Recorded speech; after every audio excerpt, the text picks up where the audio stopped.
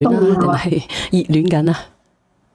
唔係啊，我之前呢唔係同你講過咩？我冇得生嘅咩？我唔記得咗啦，我都忘記咗你幾時練過上嚟啊？點樣啊？之前好耐嗰時咪練過一次上嚟咯。咁我呢，我39歲啊嘛，30幾歲都冇個細路。咁你咪叫我去睇嗰啲婦科醫生咯。咁我又睇唔出乜情況喎。咁我有個朋友呢，叫我睇嗰啲赤腳啊。得唔得？我一開始係唔信嘅，但係佢話俾我知，佢認識嗰幾個朋友都得。咁我咪信咯。咁前2次呢，佢同我把脈啊嘛，話我困咗濕氣喺丹田，要去濕。咁我咪開咗啲藥嚟飲咯。咁飲咗一段時間啊嘛，咁一日飲嗰啲藥呢，咁我要上廁所，一日上咗10幾次屙尿，都係煩噶啦。咁冇辦法喎。係啊。咁睇咗幾個月啊嘛。咁我唔係話俾你知我30幾歲咩？去睇婦科醫生，咁睇咗幾個月都唔得喎。我朋友咪叫我睇嗰啲，再叫我睇嗰啲赤腳醫生。咁我一開始我都信嘅。咁因為附近村嗰度啲人食都得噶嘛，咁我咪抱住去睇睇個希望試下咯。咁仲得唔得啫？你講咗咁耐。咁飲停咗佢嗰啲藥之後呢，咁同老公同房咗幾次都要唔上，因為佢每一次都收咗我600幾蚊喎。咁你都知㗎啦，我哋農村嘅收入又唔夠，咁我打工一個月3000幾蚊。咁我朋友咪叫我睇多幾次咯。咁得唔得啫？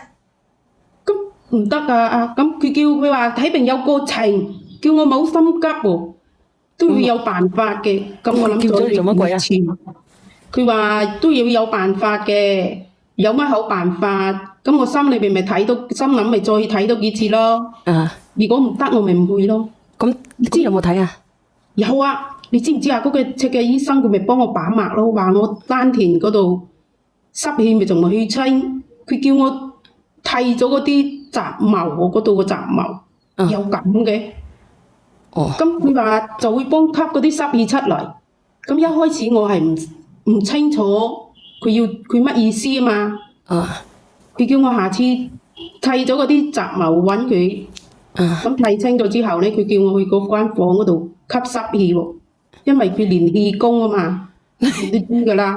練氣功我真係唔知喎。咁當時我心裏邊亦係咁諗。咁因為佢發功佢叫我佢發功嘅時候驚整親咗我隻眼，咁佢咪叫我蒙住個塊面咯。咁然後突然之間佢搞咗一支嘢喺我裏邊喎。佢話驚我睇到唔該睇嘅嘢。咩唔該睇嘅嘢？佢即係話叫我蒙住塊面，一怕一陣間睇到嗰啲我唔該睇嘅嘢。即係嗰啲鬼乜嘢嗰啲係咪？係啊。咁當時呢，咁然後佢搞咗喺裏邊。當時呢，我就諗齋咪拉咗個眼罩噶嘛。咁我咪驚咯，小袁姐姐。但係佢叫我冇打開喎。佢話喺發功嘅時候，佢喺度發功。佢話一打開就會傷着我個眼，整黑咗。你啱先咪講咗咯？係啊，咁我唔夠膽啊嘛。佢話一陣間嗰支嘢呢就會發熱喎。佢係發功發熱係咪？係，佢話佢發緊功，佢會發熱。你信唔信啊？咁你知㗎啦，我一個農村女人咁。半信半疑噶嘛。咁佢咪發功真係發熱嘅啫。咁後來嗰啲嘢真係震得好犀利喎。我跟你講啊，小雲姐姐。佢係咪發熱啊？咁係，佢仲震到我尿都飆晒。咁佢係咪發熱啊？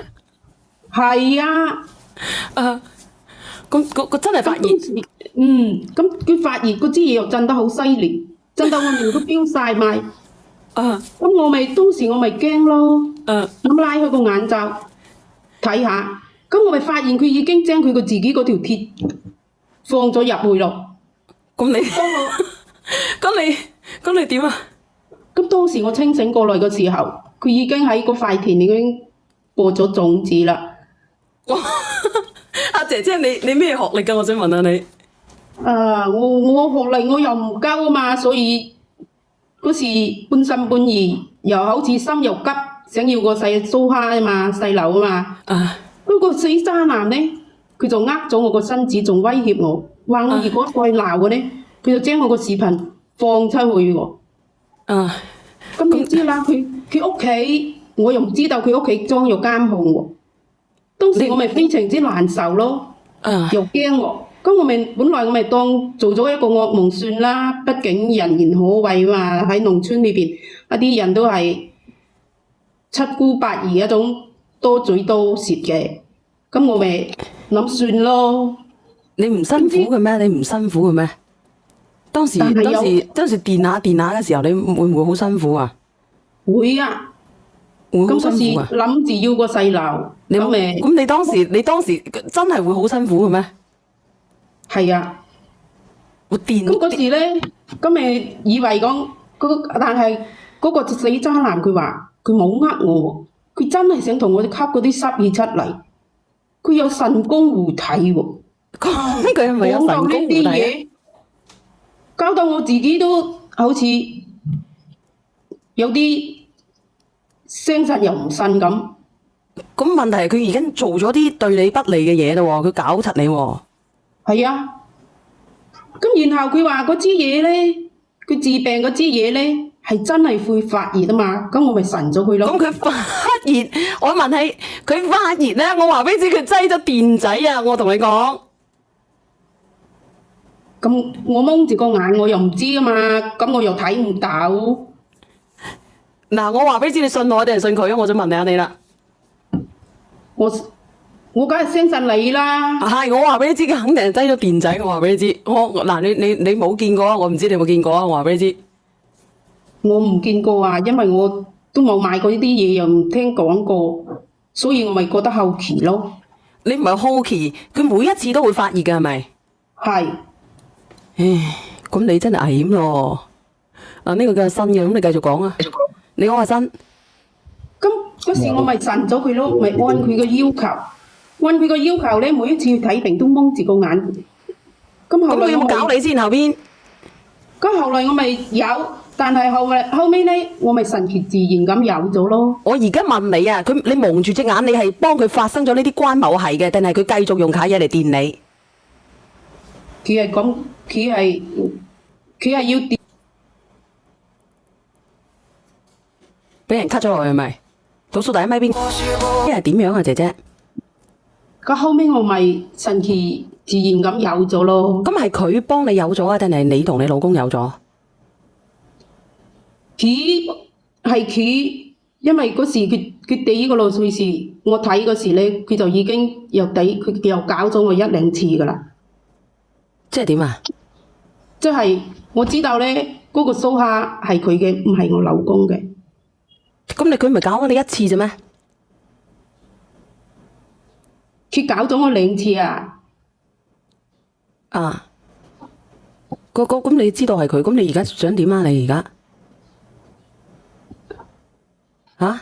即係而家咧，咁後尾後尾咧我就打聽到，啊，要俾毛子叔叔捉咗佢啊嘛。哦，即係嗰個人俾人哋捉咗，係。咁點啊？咁嗰隻毛子叔叔又揾我錄口供，咁咧我老公咧就知道咗呢件事啊嘛。啊，佢係叫我打咗個細路，你話我點算啊？咁你想唔想啊？但係我又唔想打個細路啊！你知啦，30幾歲都仲未有個細路。